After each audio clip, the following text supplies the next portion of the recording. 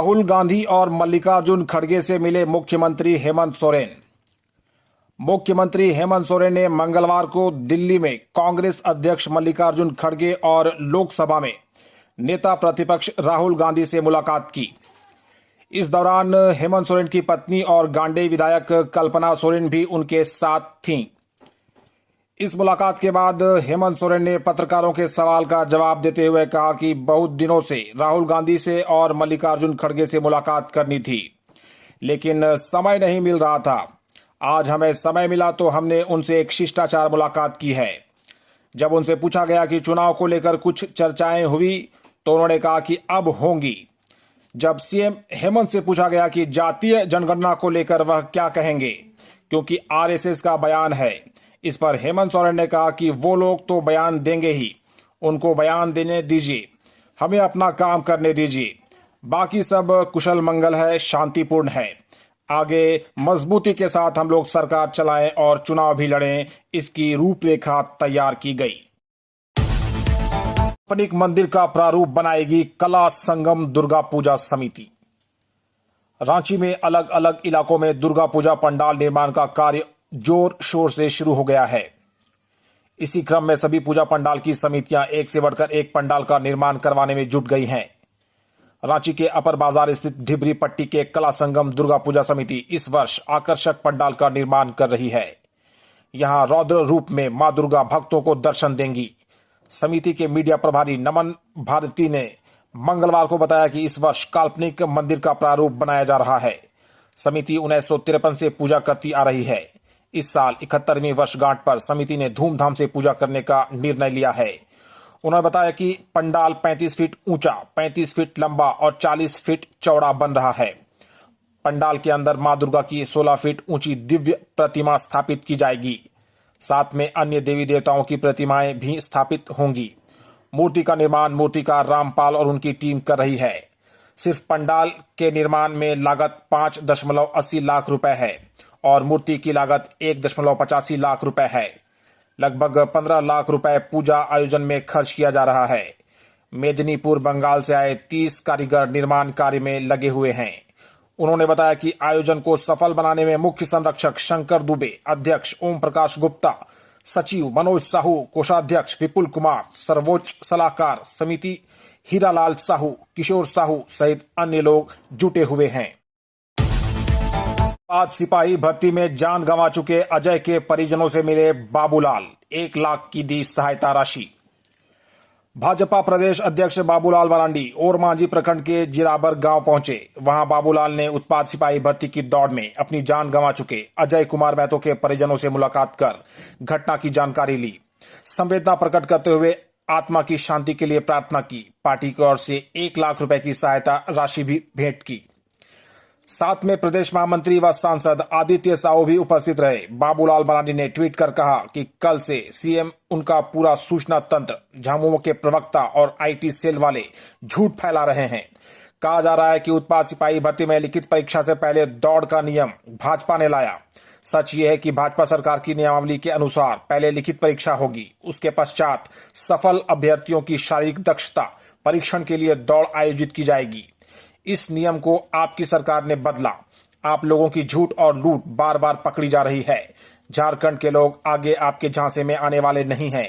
आपके सारे गलत कार्यों का हिसाब जनता आगामी चुनाव में आपको सत्ता से बाहर कर चुका लेगी।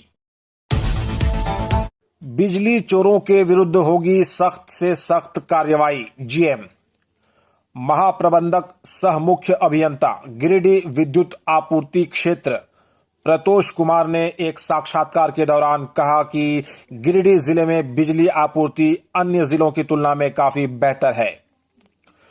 कहा कि बिजली चोरी की घटना को लेकर विभाग गंभीर है और चोरों के विरुद्ध सख्त से सख्त कार्रवाई की जाएगी। बिजली चोरी किए जाने वाले स्थानों को चिन्हित कर वहां पर छापामारी की जा रही है। उन्होंने आगे कहा कि क्षेत्र के पुराने बिजली खंभों और जर्जर तारों को भी बदलने के लिए विभाग लगातार प्रयासरत है। झारखंड उत्पाद सिपाही बहाली में 12 अभ्यर्थियों की हुई मौत। झारखंड में हो रहे उत्पाद सिपाही की दौड़ पर मुख्यमंत्री हेमंत सोरेन ने रोक लगा दी है। साथ ही नियमावली की समीक्षा करने का निर्देश भी जारी कर दिया है। बहाली प्रक्रिया में भाग लेने गए अभ्यर्थियों की हो रही मौत की वजह से सरकार को यह निर्णय लेना पड़ा। पुलिस इस मामले की जांच कर रही है। वहीं विपक्ष इस मुद्दे को लेकर सरकार पर हमलावर था। झारखंड में उत्पाद सिपाही बहाली को लेकर दौड़ की प्रक्रिया चल रही है। इसमें अब तक कुल 12 अभ्यर्थियों की मौत हो चुकी है, जबकि 400 के करीब अभ्यर्थी बेहोश होकर बीमार हुए हैं। उत्पाद सिपाहियों के 583 पद के लिए पहले चरण में हो रही शारीरिक दक्षता परीक्षा में 1 सितंबर तक कुल 1,45,000 अभ्यर्थी शामिल हो चुके हैं। इनमें से 90,000 अभ्यर्थी दौड़ में सफल हुए हैं। आईएएस मनीष रंजन को मिला national award for e governance.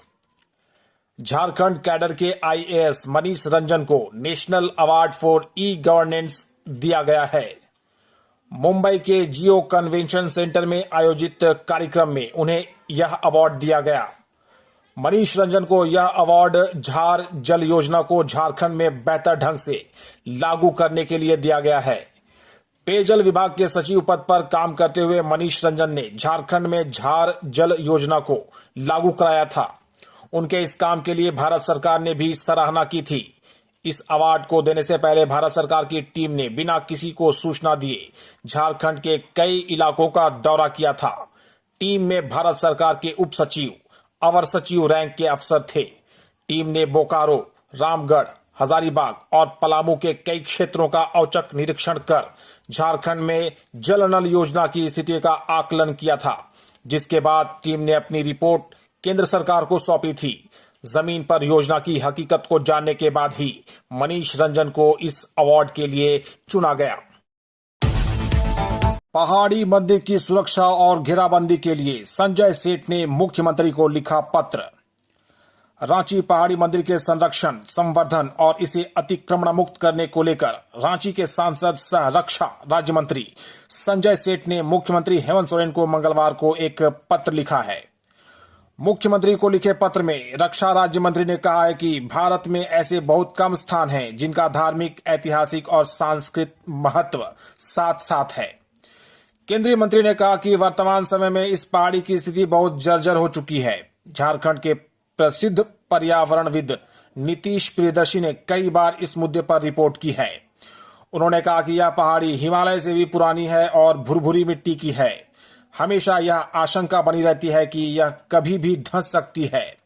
वर्तमान समय में इस पहाड़ी के चारों तरफ अवैध रूप से अतिक्रमण किया जा रहा है, जो इस स्थल की पवित्रता के साथ भी खिलवाड़ है। इस ऐतिहासिक धरोहर पर भी इससे खतरा है।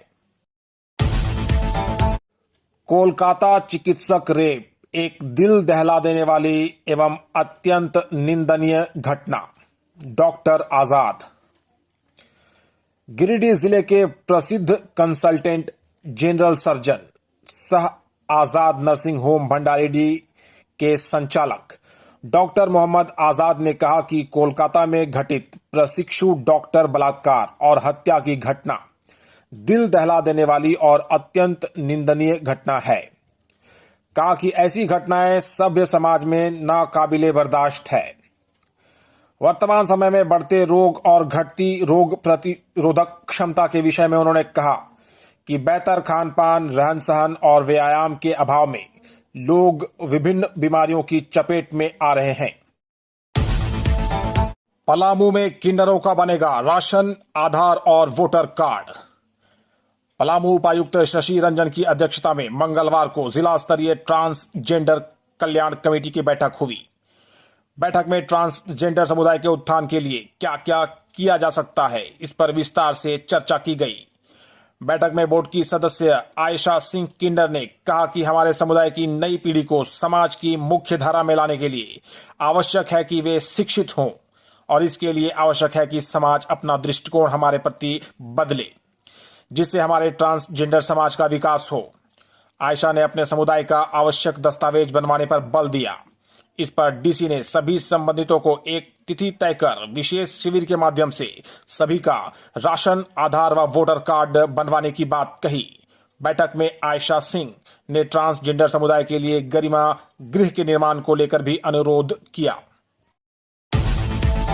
सीएम हेमंत सोरेन ने दिल्ली में झारखंड भवन का किया उद्घाटन। झारखंड के सीएम हेमंत सोरेन ने मंगलवार को दिल्ली में झारखंड भवन का उद्घाटन किया। मौके पर उन्होंने कहा कि देश की राजधानी दिल्ली में ये जगह काफी खास है। कनॉट प्लेस के बंगला साहिब रोड में इस भवन का निर्माण कराया गया है। ये बिल्डिंग बेहद खास है, अत्याधुनिक सुविधाओं से लैस है। यहाँ कई सरकारी कार्यालय हैं। इसे देखते हुए इसका निर्माण कराया गया है। कार्यक्रम की शुरुआत मांदर नगाड़े की थाप और पारंपरिक गीतों से की गई। दिल्ली के जनजातीय कलाकारों ने एक से बढ़कर एक नृत्य गीत पेश किए।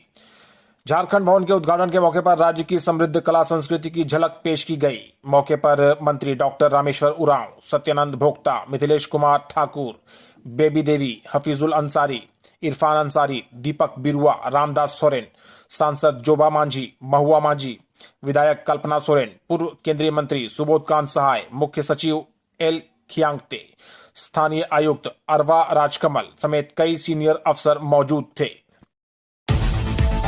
8 सितंबर को होगी महिला पर्यवेक्षिका की परीक्षा। आज से कर सकेंगे एडमिट कार्ड डाउनलोड। झारखंड महिला पर्यवेक्षिका प्रतियोगिता परीक्षा 2023 का आयोजन 8 सितंबर से होगा। इस संबंध में जेएसएससी के परीक्षा नियंत्रक ने एडमिट कार्ड को लेकर आवश्यक सूचना जारी कर दी है। सूचना के मुताबिक एडमिट कार्ड डाउनलोड करने के लिए आयोग की वेबसाइट पर 3 सितंबर से यानी आज से ही लिंक उपलब्ध होगा। परीक्षा से 3 दिन पूर्व उक्त लिंक के माध्यम से एडमिट कार्ड डाउनलोड किया जा सकेगा। लिंक के माध्यम से संबंधित अभ्यर्थी अपनी पंजीयन संख्या व जन्म तिथि दर्ज करने के बाद प्रत्येक पत्र के लिए परीक्षा की तिथि व जिला के संबंध में सूचना प्राप्त कर सकेंगे। प्रत्येक पत्र के लिए अलग अलग प्रवेश पत्र निर्गत किया जाएगा। ध्यान रहे कि किसी भी अभ्यर्थी का एडमिट कार्ड डाक अथवा अन्य माध्यम से नहीं भेजा जाएगा। अगर किन्हीं को प्रवेश पत्र डाउनलोड करने में समस्या होती है तो वे आयोग कार्यालय से संपर्क कर सकते हैं। ये परीक्षा रांची, बोकारो, धनबाद व पूर्वी सिंहभूम, जमशेदपुर में स्थित परीक्षा केंद्रों पर ली जाएगी। राज्य के सभी विद्यालयों में रीड ए थॉन आयोजित। रीडिंग कैंपेन के तहत मंगलवार को राज्य के सभी विद्यालयों में रीड ए थॉन का आयोजन किया गया। इस दौरान स्कूली बच्चों ने अलग अलग विद्यालयों में कम से कम 30 मिनट तक पठन किया। इसमें बच्चों के साथ शिक्षक, समुदाय के सदस्यों ने भी भाग लिया। रीड ए थॉन की थीम हर चीज छोड़ें और पढ़ें रखा गया था। यह रीड ए थॉन झारखंड शिक्षा परियोजना परिषद के द्वारा IPEL, यूनिसेफ एवं रूम टू रीड इंडिया के सहयोग से आयोजित रीडिंग कैंपेन का प्रमुख हिस्सा है। इस दौरान राज्य के हजारों स्कूली बच्चों ने एक साथ अलग अलग स्थानों में एक समय पर पढ़ाई की। यह अभियान आज सुबह 11 बजे से 11:30 बजे तक आयोजित किया गया। बच्चों ने इस दौरान अपनी मनपसंद पुस्तकों को पढ़ा। इस अभियान का उद्देश्य स्कूली बच्चों एवं समुदाय के बीच पठन के स्वभाव को प्रोत्साहित करना एवं उन्हें नियमित पढ़ने के लिए प्रेरित करना है। सरायकेला जिले में पुल ढहने से सरायकेला का जमशेदपुर से टूटा संपर्क। दैनिक यात्री दोनों ओर फंसे। सरायकेला जिले के राजनगर थाना क्षेत्र अंतर्गत राजनगर जमशेदपुर मार्ग पर स्थित खैरकोचा पुल ढहने से सरायकेला का जमशेदपुर से संपर्क टूट गया है। जानकारी के अनुसार फ्लाई ऐश लदे हाईवा के पुल से गुजरने के दौरान हाईवा सहित पुल धंस गया। घटना के बाद पुल के दोनों छोर पर कई राहगीर फंस गए। हाईवा फंसने के बाद उसका चालक वाहन छोड़कर मौके से फरार हो गया। राजनगर और जमशेदपुर को जोड़ने वाला एक अहम पुलिया है। इसके धंसने से हजारों ड्यूटी पेशा वाले लोगों को परेशानियों का सामना करना पड़ रहा है। राजनगर एवं आसपास के कई लोग इसी पुल से होकर जमशेदपुर नौकरी करने जाते थे। अब इस पुल के टूट जाने से लोगों का जमशेदपुर से सीधा संपर्क टूट गया है। कई राहगीर यहां वहां फंसे हुए हैं। पुल धंसने की सूचना पाकर कई अधिकारी मौके पर पहुंचे और फंसे हाईवा को किसी प्रकार बाहर निकालने के प्रयास में जुट गए। मुख्यमंत्री मैया सम्मान योजना के तहत रांची में प्रमंडल स्तरीय कार्यक्रम की तैयारी पूरी। कार्यक्रम आज झारखंड मुख्यमंत्री मैया सम्मान योजना के तहत सम्मान राशि वितरण के लिए प्रमंडल स्तरीय कार्यक्रम की तैयारियां पूरी कर ली गई हैं। आला अधिकारियों ने मंगलवार को कार्यक्रम स्थल पर की जा रही तैयारियों का जायजा लिया। उपायुक्त राहुल कुमार सिन्हा, निदेशक सूचना एवं जनसंपर्क विभाग राजीव लोचन बख्शी एवं वरीय पुलिस अधीक्षक चंदन सिन्हा ने कार्यक्रम स्थल का दौरा किया। प्रमंडल स्तरीय कार्यक्रम में 5 जिलों के लाभुक शामिल होंगे। कार्यक्रम स्थल नामकुम स्थित खोजा टोली ट्रेडिंग ग्राउंड में 3 लाख वर्ग फीट में लाभुकों के बैठने की व्यवस्था की गई है। उपायुक्त ने बताया कि कार्यक्रम दोपहर 1 बजे से 3 बजे तक निर्धारित है। प्रमंडल के 5 जिले से आने वाले लाभुकों की सुविधा के लिए पर्याप्त व्यवस्था की गई है। कार्यक्रम स्थल में अलग अलग जिले के लिए इनक्लोजर बनाए गए हैं, जहां संबंधित जिले के अधिकारी, सेविका, सहायिका एवं सखी मंडल की दीदियों के निर्देश में लाभुक अपना निर्धारित स्थान ग्रहण करेंगे। हर इनक्लोजर में लाभुकों के लिए पीने के पानी की व्यवस्था होगी। राज्यपाल से उत्तर प्रदेश के पूर्व मंत्री, आर्मी के मेजर जनरल और कुलपतियों ने की मुलाकात। राज्यपाल संतोष कुमार गंगवार से मंगलवार को उत्तर प्रदेश के पूर्व मंत्री यशवंत सिंह, आर्मी के मेजर जनरल परमवीर सिंह डागर और कुलपतियों सहित अन्य ने राजभवन में शिष्टाचार मुलाकात की। राज्यपाल से उत्तरी छोटानागपुर के आयुक्त सह हजारीबाग के विनोबा भावे विश्वविद्यालय के प्रभारी कुलपति सुमन कैथरीन किस्पोट्टा ने राजभवन में मुलाकात की। इस दौरान विश्वविद्यालय की शैक्षणिक एवं प्रशासनिक गतिविधियों से राज्यपाल को अवगत कराया गया। राज्यपाल से पद्मश्री सह विकास भारती बिशनपुर के सचिव अशोक भगत ने राजभवन में मुलाकात की। इस दौरान भगत ने राज्यपाल को संस्था की विभिन्न गतिविधियों से अवगत कराया। इसके अलावा राज्यपाल से national university of study and research in law के कुलपति डॉक्टर अशोक आर पाटिल ने राजभवन में शिष्टाचार भेंट की और विश्वविद्यालय की शैक्षणिक एवं प्रशासनिक गतिविधियों से अवगत कराया। जमीन विवाद में टांगी से मारकर एक की हत्या, आरोपित फरार। गिरिडीह में जमीन के आपसी विवाद में मंगलवार की सुबह चचेरे भाइयों ने धारदार हथियार टांगी से मारकर ताजो अंसारी, उम्र लगभग 40 वर्ष की हत्या कर दी। हत्या के बाद सभी आरोपित फरार हो गए। मामला जमुआ प्रखंड अंतर्गत ग्राम पंचायत बेरहाबाद के बाराडी गांव का। हत्या का आरोप मृतक के भाई अय्यूब, रसूल और उसके बेटों दाऊद, शहबाज और पत्नी नगीना खातून पर लगाए गए हैं। सारे आरोपित घरों में ताला लगाकर फरार बताए जा रहे हैं। पचंबा थाना पुलिस ने शव को पोस्टमार्टम के लिए सदर अस्पताल भेज दिया। बताया गया कि मृतक ताजो अंसारी का भाई भतीजों अय्यूब, रसूल, दाऊद और शहबाज के साथ कई सालों से जमीन का विवाद चल रहा था। ताजो मंगलवार की सुबह घर जा रहा था। इसी बीच रास्ते में सभी आरोपितों ने उसे दबोच लिया और घर ले जाकर धारदार हथियार से उसकी हत्या कर दी। चिल्लाने की आवाज सुनकर उसकी पत्नी गुलशन खातून और उसकी बहन भी आरोपितों के घर पहुंची। पति का शव देखकर गुलशन ने हल्ला करना शुरू कर दिया। इस दौरान आरोपित पत्नी और बहन को धक्का देकर फरार होने में सफल रहे। इसके बाद ग्रामीण जुटे और घटना की जानकारी पचंबा थाना पुलिस को दिया। पुलिस आरोपितों की सरगर्मी से तलाश कर रही है। रांची नगर निगम के सफाई कर्मियों की हड़ताल खत्म। रांची नगर निगम के सफाई कर्मियों की हड़ताल दूसरे दिन मंगलवार को वार्ता के साथ खत्म हो गई। उप प्रशासक रविंद्र कुमार के साथ नगर निगम सफाई कर्मी मजदूर संघ के अध्यक्ष दयानंद यादव के साथ वार्ता हुई। वार्ता में महासचिव लोकेश कुमार सिंह, धीरज कुमार, माया शंकर, देव नंदन प्रकाश, साबिर अमर सहित अन्य कई लोग मौजूद थे। वार्ता के बाद नगर निगम सफाई मजदूर संघ के अध्यक्ष दयानंद यादव ने हड़ताल समाप्त करने की घोषणा की। वार्ता में 12 बिंदुओं पर सहमति बनी। पूर्व में एमपीएस के मानदेय एवं भत्ता को किस प्रकार दी गई थी, इसका आकलन करते हुए एमपीएस के मानदेय एवं भत्ता में वृद्धि के लिए संचिका बढ़ाने का निर्णय लिया गया। जिन 13 एमपीएस की संविदा के आधार पर रांची नगर निगम की और नियुक्ति की गई है, उनके विज्ञापन के शर्तों के अनुरूप ही लाभ देने का निर्णय लिया गया। रांची नगर निगम में सफाई के लिए पूर्व में कार्यरत एजेंसी के कर्मियों का मानदेय एवं ईपीएस से संबंधित जो भी बकाया है, उसके भुगतान के लिए संबंधित एजेंसी को नोटिस देने का निर्णय लिया गया। सफाई कर्मियों, चालकों, एमपीएस इत्यादि को सरकार द्वारा जो भी हित लाभ जीवित या मृत्यु की स्थिति में दिए जाते हैं, उनको उपलब्ध कराने के लिए प्रक्रिया में सहयोग के लिए सहायक प्रशासक की अध्यक्षता में हेल्प डेस्क गठन करने का निर्णय लिया गया। मजदूर संघ के पदाधिकारियों एवं अन्य कर्मियों के कार्य निपटाने के लिए निगम भवन के तृतीय तल्ला में क्यूबिकल उपलब्ध कराने का निर्देश दिया गया।